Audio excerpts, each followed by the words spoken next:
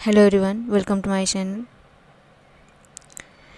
आज हम हिस्ट्री के क्वेश्चन लेकर आए हैं जो बहुत ही इम्पोर्टेंट हैं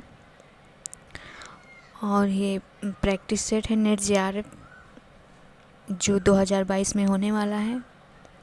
तीसरा प्रैक्टिस सेट है, सभी इम्पोर्टेंट क्वेश्चन हैं। चलिए इसका पहला क्वेश्चन देखते हैं। मध्य पाषाणिक स्थल चौपानी मांडू कहाँ स्थित है? ऑप्शन ए है दायपुर के निकट राजस्थान में, बी है इलाहाबाद के कोरांव तहसील में बूढ़ी बेलन के किनारे, सी है प्रतापगढ़ में, डी है मिर्ज़ापुर में। इसमें से जो राइट आंसर हो जाएगा ऑप्शन नंबर बी हो जाएगा। इलाहाबाद के कोरांव तहसील में बूढ़ी बेलन के किनारे स्थित है चौपानी मांडू। चौपानी मांडू इलाहाबाद के समीप कोरांव तहसील में बूढ़ी बेलन के बेलन किनारे स्थित है। मध्य पाषाण काल के बारे में थोड़ा जान लेते हैं।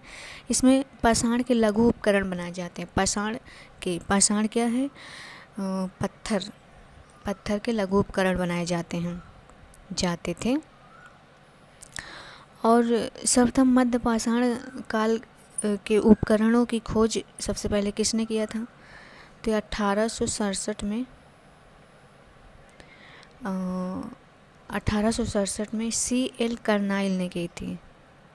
C.L.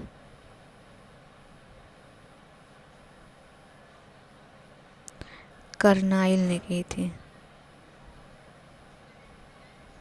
C.L. कर्नाइल ने किए थे। इसका राइट आंसर हो जाएगा ऑप्शन नंबर बी।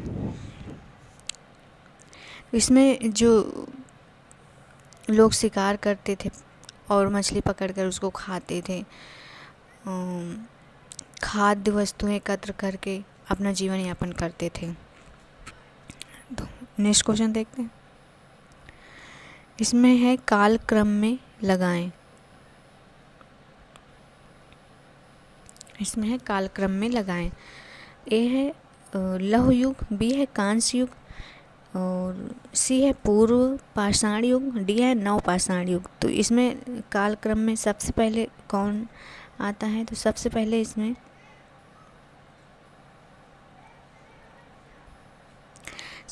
इसमें आता है नव पाषाण युग। पहले नंबर पर नव पाषाण युग और फिर उसके बाद आता है पूर्व पाषाण युग पहले नंबर पर आएगा, फिर नव पाषाण और फिर उसके कांस्य आएगा, फिर उसके बाद लौह युग सबसे लास्ट में आता है। तो इस हिसाब से इसका जो कूट हो जाएगा सबसे पहले हो जाएगा 2 1 3 4। 2 1 3 4 कौन से कूट में है? तो नीचे देख लेते हैं। ऑप्शन नंबर सी इसका राइट आंसर हो जाएगा।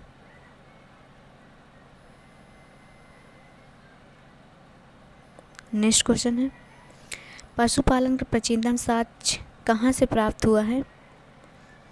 ए है सरायनहर से, बी है कोल्डी हवा से, सी है बागोर से, डी है कालीबंगा से। तो कहाँ से पशुपालन का प्राचीनतम साक्ष्य मिला है? तो ये मिला है बागोर से। मध्य पाषाण कालीन स्थल है ये, बागोर से मिला है। बागोर कहाँ स्थित है? बागोर राजस्थान के भीलवाड़ा में स्थित है। राजस्थान के भीलवाड़ा में स्थित है। भीलवाड़ा जिले में स्थित है। नेक्स्ट क्वेश्चन, प्रागैतिहासिक युग का कौन सा स्थल ताम्रवती नाम से प्रसिद्ध है? इंपॉर्टेंट क्वेश्चन है। ए है कायथ, बी है गिलुन, सी है आहार, डी है महेश्वर। तो इसका जो राइट आंसर हो जाएगा ऑप्शन नंबर सी हो जाएगा, आहार।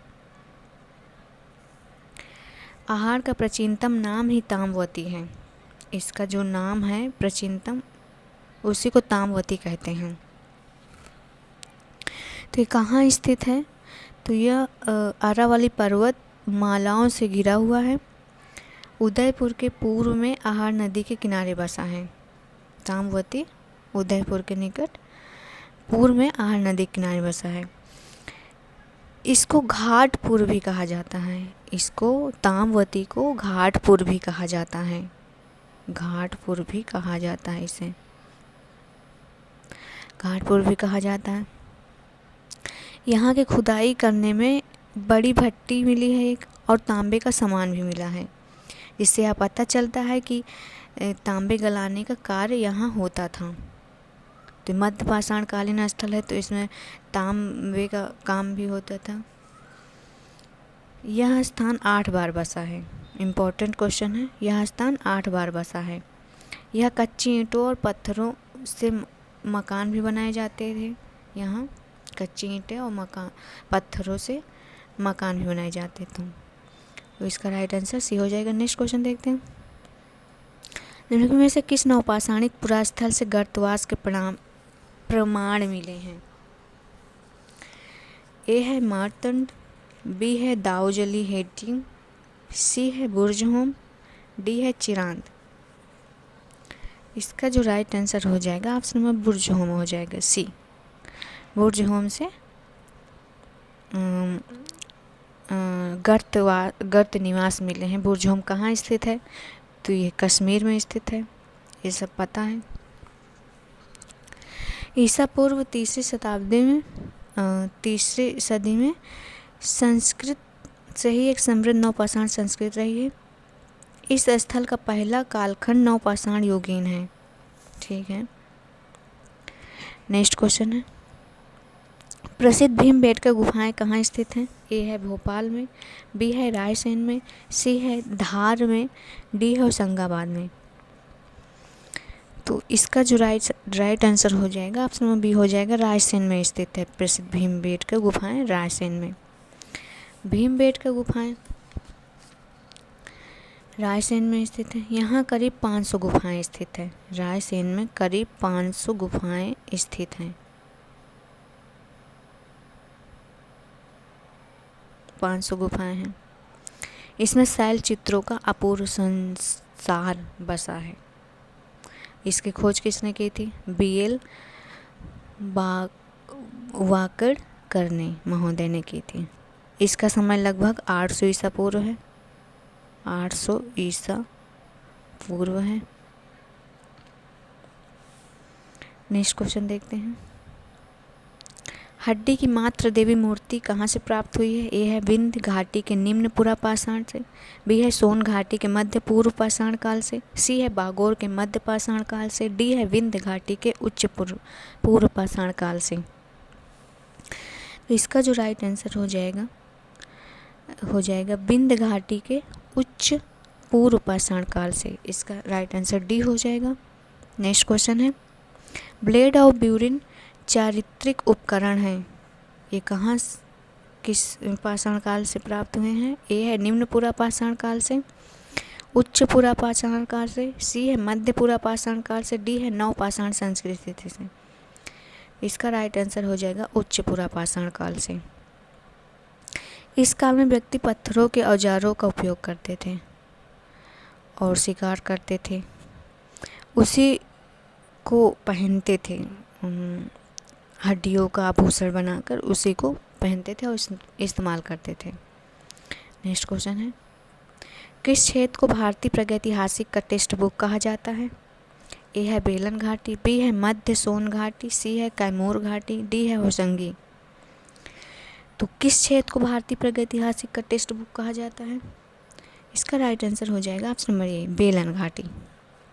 बेलन घाटी टोंस नदी की सहायक नदी है। टोंस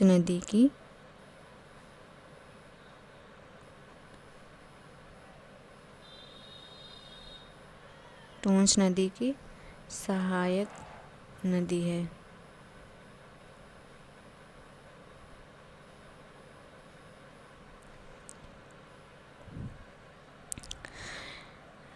यह घाटी क्षेत्र पुरातात्विक खोज के लिए प्रसिद्ध है। इस घाटी क्षेत्र को भारतीय प्रागैतिहासिक का टेक्स्ट बुक कहा जाता है। नेक्स्ट क्वेश्चन है। इनमें से किस युग को संक्रमण काल कहते हैं? ए है नवपाषाण काल, बी है मध्य पाषाण काल, सी है पूरा पाषाण काल, डी है इनमें से कोई नहीं। इसका राइट आंसर हो जाएगा मध्य पाषाण काल। संक्रमण काल मध्य पाषाण काल कहते हैं।